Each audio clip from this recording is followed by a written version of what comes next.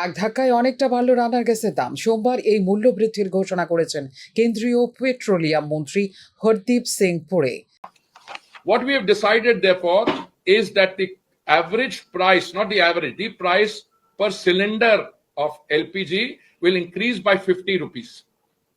In other words, from 500, it will go up to 550, and the other one will go up from 803 to 853.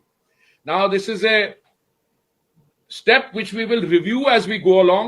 As it is, we review these every 2 weeks or 3 weeks.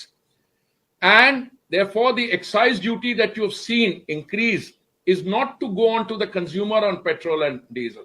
As I kept telling you, that excise increase is intended to compensate the oil marketing companies for the 43,000 rupees, 43,000 crore that they have incurred as a loss on the gas.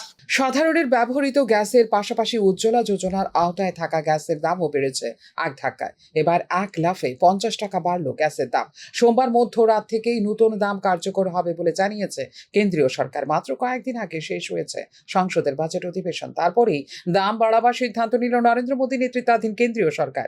বাড়িতে ব্যবহৃত 14 কেজির LPG সিলিন্ডারের দাম এতদিন ছিল 803 টাকা, এবার এক লাফে 50 টাকা বেড়ে হলো 853 টাকা।